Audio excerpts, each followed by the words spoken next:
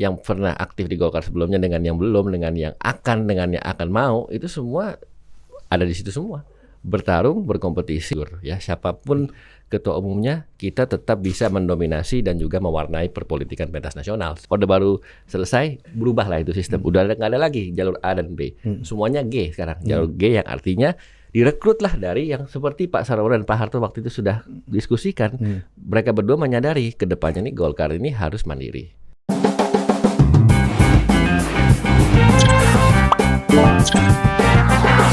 Oke, welcome to Total Politik. Jumpa lagi di konten podcast politik. Kali ini gue sudah kedatangan seorang, gue menyebutnya seorang cendekiawan, ya, manusia berpikir dan juga seorang pejabat publik kita saat ini, dan juga sekarang mengetuai sebuah ormas, ya, yang terafiliasi dengan kekuatan-kekuatan politik lah di negara ini, gitu. Ya, gue kenalkan Jerry Sambuaga. Kita ngomong lu gua aja nggak apa-apa ya. Boleh, santai aja iya kita. Kan? Kita kan satu alma mater. Satu generasi. Iya, satu visip kan. Iya, beliau ini semuanya termuda ini kan. Jadi ada orang yang termuda itu merasa perlu mendapatkan yang termuda itu, tapi dengan privilege Anda buat apa termuda ini, Pak? Gitu ya. Iya. Jadi gini, sebetulnya kan kalau kita bicara muda kan kita tidak hanya bicara usia ya, tetapi kita juga bicara soal semangat, kita bicara soal konsep, gagasan, dan tentunya semua yang bisa kita kontribusikan ya untuk negara dan bangsa. Itu satu. Kedua, tentu kita melihat, ya kebetulan saya sekarang tadi yang seperti Mas bilang mengetuai sebuah ormas yang namanya AMPI, Angkatan Muda Pembaharuan Indonesia, sebuah ormas yang didirikan oleh Partai Golkar yang merupakan salah satu elemen kepemudaan ya, yang memang bisa ditujukan untuk memberikan ruang dan tempat sebetulnya dan kesempatan kepada pemuda-pemuda untuk bisa berkarya dan memberikan aksi-aksi yang nyata melalui AMPI ini. Oke, gitu, mantap. kira-kira. Itu pembukaan pidato template beliau tuh di acara-acara daerah tuh Mas gitu. Iya. Template seperti itu. Ini memang. Nggak, ini apa namanya? Ini Partai Golkar ini kan partai tua ya. Iya, maksudnya partai itu kalau udah ikut 4 kali pemilu tuh udah pasti pemilihnya udah jelas lah, ya, gitu kan. segmennya. Udah tahu orangnya siapa aja. Dan bahkan ya wajah elitnya dari dulu kayaknya nama belakangnya sama semua nih, gitu kan. Dulu saya baca tulisannya Pak Theo, gitu kan. Ada tulisannya Pak Akbar Tanjung, sekarang udah penurunan ke generasi berikutnya juga.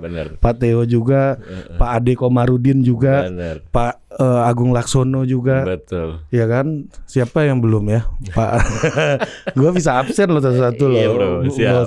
Nah, jadi sebenarnya Golkar sebagai partai terbuka itu apa kekuasaan tuh diwariskan atau direbut sih sebenarnya? Nah, ya ini menarik ya. Mungkin banyak yang tanya begitu ya. Nama besar, keluarga, dan tentunya mungkin relasi ya antara patron dengan kader-kader selanjutnya. Tetapi saya ingin sampaikan sebetulnya ini menunjukkan bahwa ada yang namanya kaderisasi, regenerasi ya, dari yang senior-senior kita, pendahulu kita, yang juga lebih tua dari kita, yang lebih berpengalaman dari kita, untuk bisa menurunkan kepada yang lebih muda ya. Tetapi satu hal yang kita catat di Golkar ini, betul, Partai Golkar itu kan partai tertua di Republik ini, yang sampai sekarang ikut kontestasi pemilu sekian kalinya. Enggak, kalau jadi partai masih muda. Setelah Orde Baru, dulu bukan partai. Nah, sebelum Orde Baru bukan partai. tapi ikut pemilu. Tapi ikut pemilu. Satu-satunya di dunia itu kan. Itu istimewanya Golkar, ya kan? Nah, karena itu, makanya kita mungkin ditempa, dibentuk, dan juga mungkin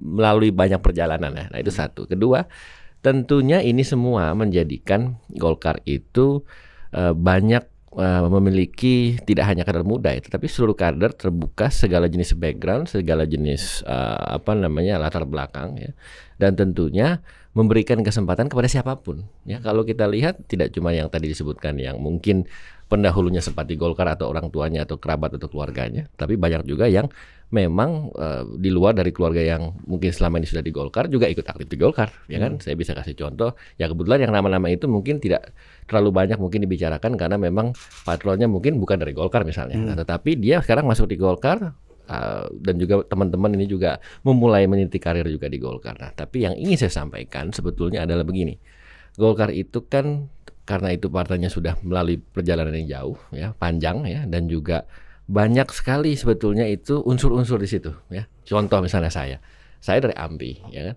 Tetapi kan tidak cuma AMPI di Golkar. Di Golkar tuh banyak organisasi pemuda kekaryaannya ya, mulai dari misalnya Gema MKGR, Soksi, Kosgoro dan seterusnya yang memang itu merupakan salah satu ya cara untuk bisa aktif di Partai Golkar melalui organisasi kemudaan terlebih dahulu. Nah, ini yang mungkin sangat mungkin yang bisa disampaikan ya bahwa ketika ada kesempatan, ketika ada opportunity untuk bisa aktif melalui organisasi kemudaan, itulah yang memang salah satunya dibangun. Siapa yang mungkin ya gimana caranya meng-challenge ya kan, di dalam kekuasaan selalu ada internal competition. Betul, gitu. pastinya. Iya kan. Betul. Gimana cara men-challenge elit-elit lama ini dan keturunannya gitu. Betul. Ya sebetulnya kita kan ini ya Pak Jerry ya. Jadi orang sebelum Pak Jerry yang jadi ketua AMPI ini mungkin anaknya udah di AMPI juga sekarang ya kan. Iya kan. Betul. Ada Pak Erlangga misalnya. Pak Hartartonya Golkar, Pak Erlangganya Golkar. Nah sekarang Rafindra juga Golkar gitu. Udah 3 generasi nih gitu. Betul. Nah ini men-challenge ini apakah mungkin orang-orang baru katro-katro mungkin kayak gini nih gitu loh bisa challenge establishment grup di dalam internal itu loh. Sangat mungkin dan sangat terbuka. Contoh konkretnya di AMPI itu ya, pengurusan kami ini sekarang yang baru dilantik dan dikukuhkan oleh Pak Erlangga itu pengurusnya ada 500 orang lebih. 500 orang itu terdiri dari berbagai macam latar belakang, tidak hanya dari yang keluarganya seperti Golkar itu satu. Dan itu juga terjadi di organisasi lain di bawah Golkar ya, misalnya seperti Kosgoro, MKGR dan juga Soksi dan juga gerakan organisasi muda-muda yang lain. Nah ini yang ingin saya sampaikan. Justru di sinilah artinya ada semacam power interplay atau mungkin kompetisi antara semua. Jadi istilahnya yang pernah aktif di Golkar sebelumnya dengan yang belum, dengan yang akan mau, itu semua ada di situ semua. Bertarung, berkompetisi, dan tidak selalu yang katakanlah memiliki nama besar. Itu selalu menang dalam setiap kontestasi politik melawan yang misalnya pendatang baru. Nggak semua seperti itu. Itu bisa dilihat dari misalnya contoh pileg atau pilkada atau mungkin kontestasi politiknya yang lain ya. Saya pikir itu menunjukkan bahwa ini partai terbuka kepada siapapun, tidak hanya kepada yang yang tidak memiliki kerabat, yang memiliki kerabat juga terbuka. Artinya ini semua dikontestasikan dalam sebuah sistem yang memang kita itu dalam kultus kepartaian kita kan mengedepankan sistem. Artinya kita tidak hanya mengedepankan kepada figur ya, siapapun ketua umumnya kita tetap bisa mendominasi dan juga mewarnai perpolitikan pentas nasional. Terbukti misalnya dari semenjak Orde Baru ya, dari tahun 99, 2004, 2009, 2014, 2019 kita tidak pernah itu lepas dari 1 atau 2 posisi di parlemen ya. Artinya apa? Siapapun ketua umumnya padahal sudah berganti berkali-kali. Sekarang zamannya Pak Erlangga, kita juga menargetkan di pemilu berikutnya bisa meraih suara lebih banyak. Ya, ini misalnya kayak Rafindra contohnya itu kan sekarang baru dilantik jadi anggota DPR RI. Yang tadinya PAW kan, jadi PAW ya lawannya Bang Ihsan almarhum waktu itu kan. Betul. Bang Ihsan bisa mengalahkan anak ketua umum. Nah, gitu itu kan salah satu contoh ya. Nah, maksud saya apa kualifikasi Bang Ihsan sehingga beliau bisa men-challenge kekuatan utama itu yang perlu dijelaskan ke teman-teman gitu loh Pak Jerry. Jadi mungkin di Golkar itu kuncinya ya yang kita lihat itu kan kita punya konsep namanya PDLT, prestasi, dedikasi, loyalitas dan tidak tercelah. Artinya siapapun dia juga. Siapapun dia akronim ini bos. Akronim yang harus kita tegakkan. Nah, artinya siapapun seperti saya atau bukan atau mungkin teman-teman pemuda yang lain itu kita memiliki chance yang sama satu. Jadi sehingga yang bukan misalnya dari yang orang tuanya atau saudaranya pernah di Golkar juga memiliki hak dan kesempatan yang sama selama PDLT tadi prestasinya dia jelas, dia aktif di organisasi. Karena begini, organisasi atau partai ini kan tidak semuanya itu kegiatannya itu selalu rutin satu dan selalu wajib. Kadang-kadang kan butuh kesadaran diri untuk kita bisa aktif. Nah, tidak semua orang memiliki fighting spirit yang sama, tidak memiliki mungkin tingkat keaktifan yang sama, tingkat kerajinan yang sama, tingkat kualifikasi yang sama. Nah, disitulah justru mereka dibentuk dan mereka itu bisa berinteraksi satu sama lain untuk bisa ya menonjolkan dirinya baik dalam setiap kegiatan. Karena kan gini, kunci di Golkar ini kan banyak sekali. Pertama faksinya ya beraneka ragam lah, dan juga unsurnya juga banyak. Pemudanya, OKP-nya yang kekaryaan pemuda itu banyak sekali. Nah, dari situ kita mencari melihat mana nih kader-kader yang potensial, mana kader-kader yang aktif, mana kader-kader yang kalau yang rapat hadir. Karena kan begini, dalam organisasi kan sekali lagi itu kan sukarela. Kita kan nggak bisa memaksa juga atau mungkin mewajibkan setiap rapat harus rapat, kalau nggak kena hukuman kan nggak bisa seperti itu. Nah, tapi ada yang dari 10 misalnya 5 aktif, ya 5 enggak. Nah, dari 5 aktif kita lihat nih, oh ternyata ada yang memang pentolan-pentolannya atau keluarga besarnya orang Golkar. Tapi dari 5 ini ada juga yang tidak. Bahkan mungkin dari keluarga yang sama sekali tidak pernah berurusan dengan politik. Nah, ini kan terdata. Oh, ini siapa nih? Oh, ini anaknya rajin. Oh, ini artinya aktif. Ini mau organisasi. Berarti database-nya sangat sophisticated. Nah, boleh ya, mungkin kita belum terlalu sophisticated banget, canggih seperti semua elektronik. Ya bukan dalam hal ini bukan dalam artian big data, big data, sorry ya, secara teknologi gitu maksudnya, tapi prakteknya betul, udah dilakukan. Dan itu kita track. Misalnya di sini ada si Mas Tio. Tio ini siapa? Dari mana yang bawa siapa? Yang merekomendasi siapa? Aktif nggak dia?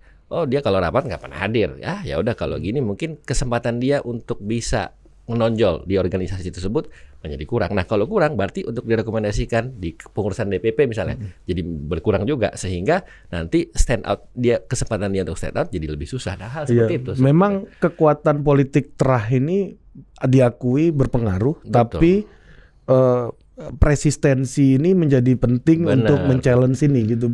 Mungkin 4 kali lebih kuat daripada ada terasan buaganya, perlu 4 kali lebih kuat gitu kan. 4 kali lebih kerja keras gitu misalnya. Karena begini ya, ini alami dan natural kan, begini, manusiawi juga. Karena gini, biasanya ya kalau misalnya orang tuanya itu politisi, pasti ada ketertarikan atau ada rasa untuk pengen tahu politik lebih dalam. Kenapa? Karena begini. Kayak contoh saya belum lahir, saya lahir tahun 85, Mas. Bapak saya jadi anggota DPR tahun 82, 87, 92, 97. Banyak lah pokoknya. Banyak. Ya kan? Jadi kalau dia pulang kantor, ya kan, ngomong di meja makan, saya yakin teman-teman lain aktivis, Mas Faldo juga dan kawan seperti itu. Ngomonginnya apa? Politik.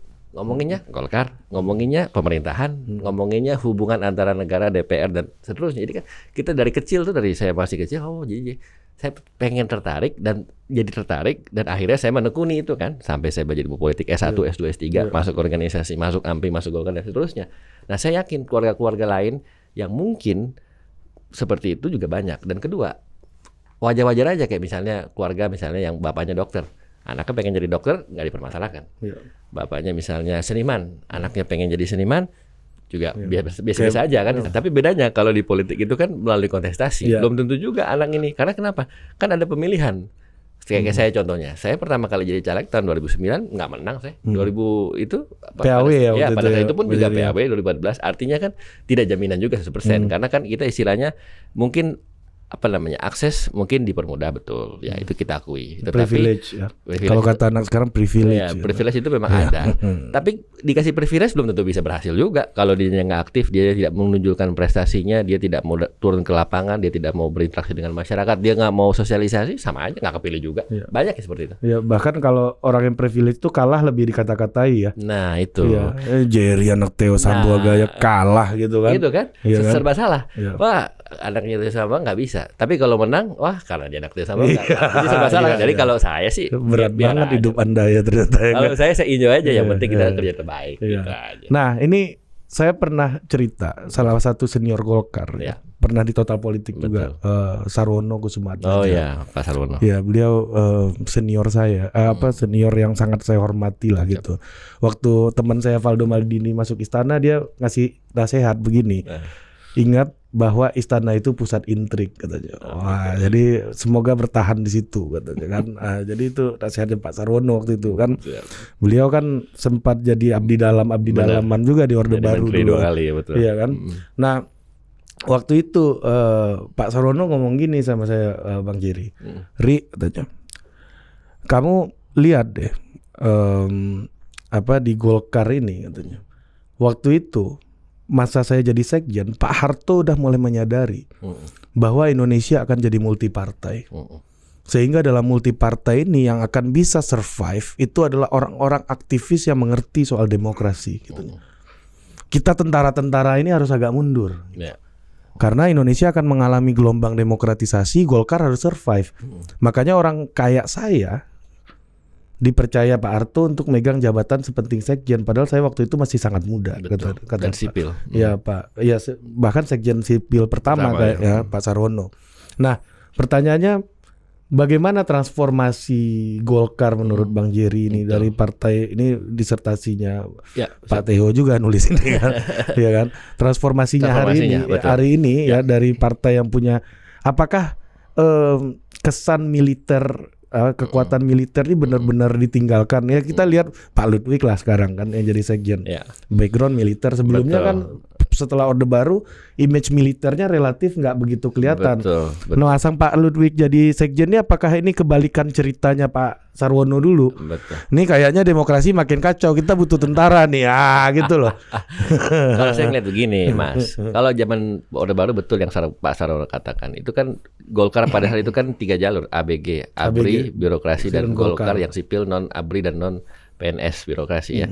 Sehingga kekuatan politiknya itu jelas ya, dari unsur militer pasti diambil militer ABRI, dari unsur B birokrasi dari PNS dan juga dari unsur Golkar tuh ya kayak kita ini sekarang yang sipil, yang non PNS, yang non ABRI. Pada saat itu Orde Baru selesai, berubahlah itu sistem. Udah nggak ada lagi jalur A dan B, semuanya G sekarang. Jalur G yang artinya direkrutlah dari yang seperti Pak Sarwono dan Pak Harto waktu itu sudah diskusikan.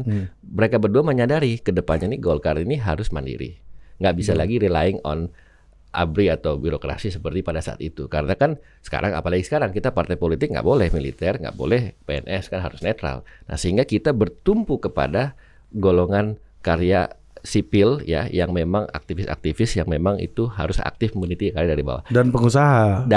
Pak Akbar waktu itu bawa kan. Betul. Nah karena begini kan kita juga harus, justru di sinilah kita menekankan keterbukaan, siapapun kan boleh masuk. Karena kan di politik ini kan kita juga menganut sistem selain kebebasan tapi juga equality.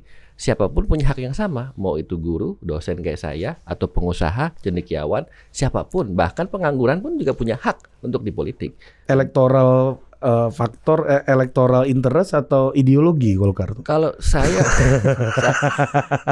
saya melihat ideologi Partai Golkar itu jelas, kita kan Pancasila ya, kita selalu mengadopsi itu nasionalis ya kan? Nasionalis religius. Tapi di satu sisi kita terbuka kepada siapapun dan kepada anyone yang memang mau berkontribusi untuk untuk pemerintahan, untuk politik dan bangsa negara. Tapi intinya transformasi tadi yang Mas tanyakan. Kalau saya melihat kita ditempa dengan waktu dan pemilihan umum dan berkali-kali, tapi karena mungkin kita sudah pada saat Orde Baru kita memiliki pengalaman dengan kita mengenal ABRI, mengenal birokrasi, dan kita biasa berinteraksi dalam sebuah forum-forum yang selama itu sangat sophisticated untuk beradu argumentasi, data, pikiran, dan gagasan, sehingga pada saat Orde Baru selesai tahun 98, 99 kita pemilihan umum, kita masih tetap nomor 2 karena kita terbiasa bertarung kader-kadernya.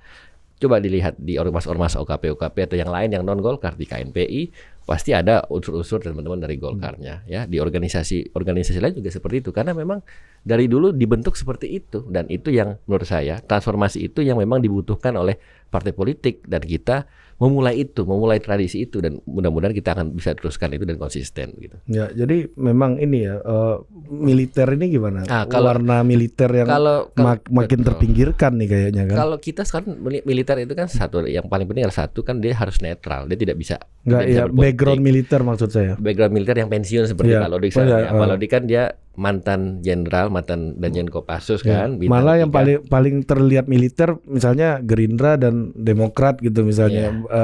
Pak Prabowo kan suka marching band gitu kan, kelihatan gitu suka gitu. Ya intinya gini, kalau soal sekali lagi siapapun apapun backgroundnya, mau militer non militer, kita tidak mendikotomi itu.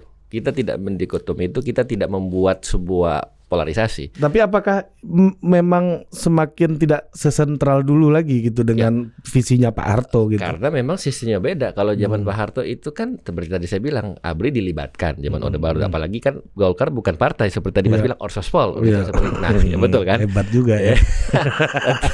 Tetapi setelah Orde Baru selesai, ya kan partai politik itu kan harus bertransformasi kepada konsep yang modern yang tidak boleh melibatkan ABRI, TNI dan tidak boleh melibatkan birokrasi. Dan itu berhasil. Dan itu berhasil. Buktinya tadi Mas sendiri bilang loh, ini kok orang terpinggir.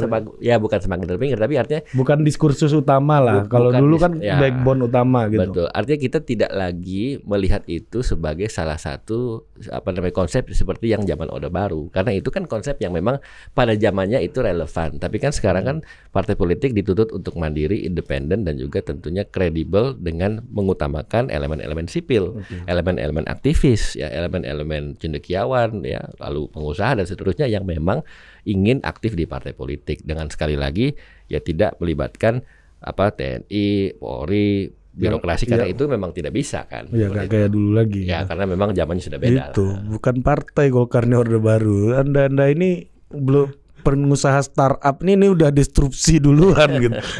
Karena orang anti partai masa mengambang diambil sama Golkar waktu itu. Nah, ini sekarang soal masa mengambang. Ya.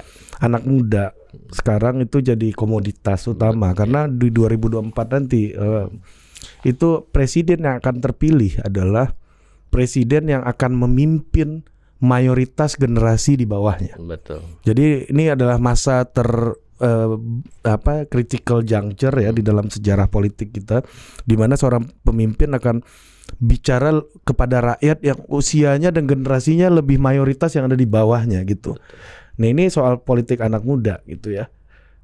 Gua sebenarnya nggak terlalu suka gitu Bang Jerry ngomongin politik anak muda karena Bernie Sanders yang udah 70 tahun lebih di Amerika, dinda-dindanya AOC dan lain-lain ini kan pencintanya anak muda semua gitu. Betul.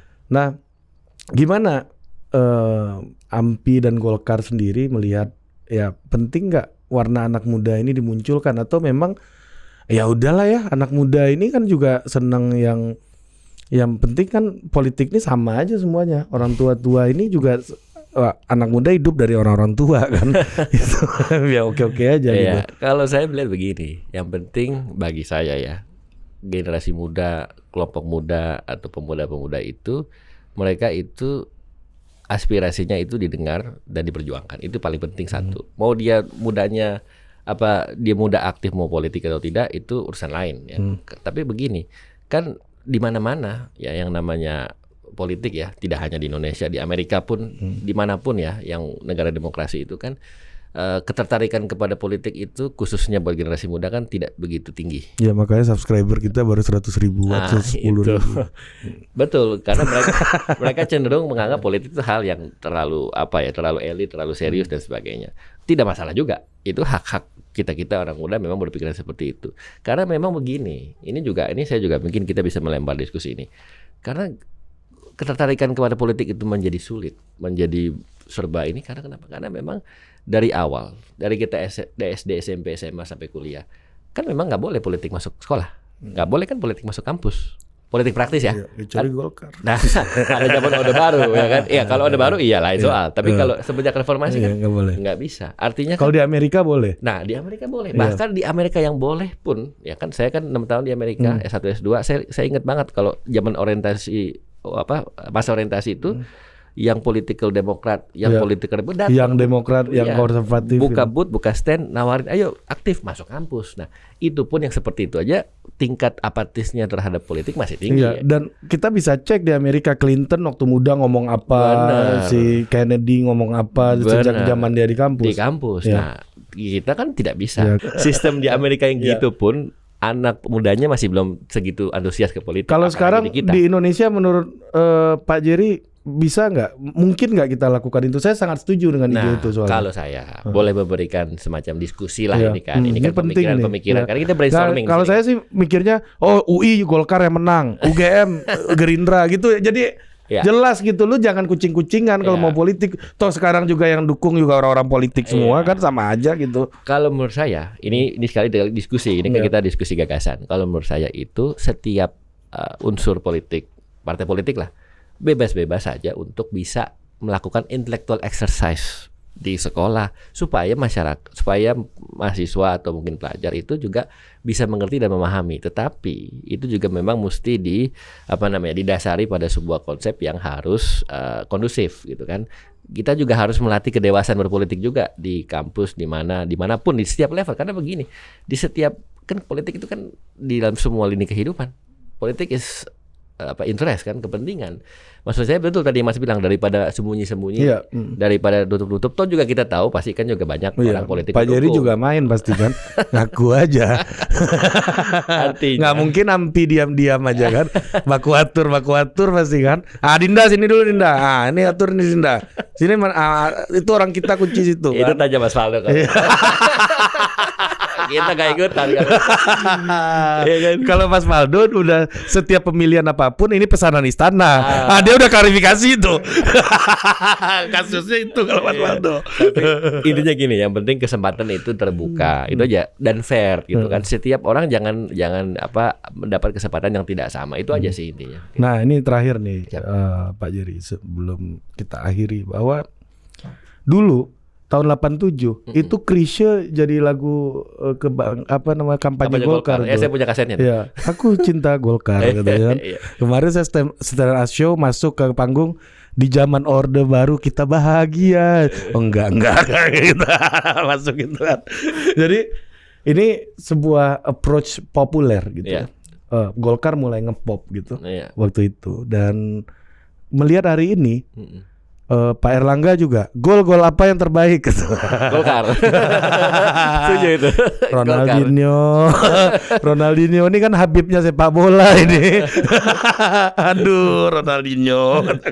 Nah, pertanyaannya adalah ini pendekatan pop ini kayaknya diulang lagi gitu. Iya. Apakah memang ini jiwanya Golkar itu sengepop itu nggak sih? Kan orang tahu Golkar ini serius-serius gitu. Betul. Ya, itulah memang salah satu mungkin cara kita untuk memasyarakatkan atau membumikan politik ya, dan juga memberitahukan juga kepada masyarakat bahwa politik itu nggak cuma soal-soal yang serius atau jelimet atau mungkin rumit, tetapi juga bisa ngepop juga ya, blending dengan pop culture gitu. Cocok nggak sama Golkar gitu loh pertanyaannya? Kalau menurut saya sih dari bilang gol yang paling bagus Golkar, cocok banget kalau itu. Cocok banget. Agak maksa sih. Minimal kita coba.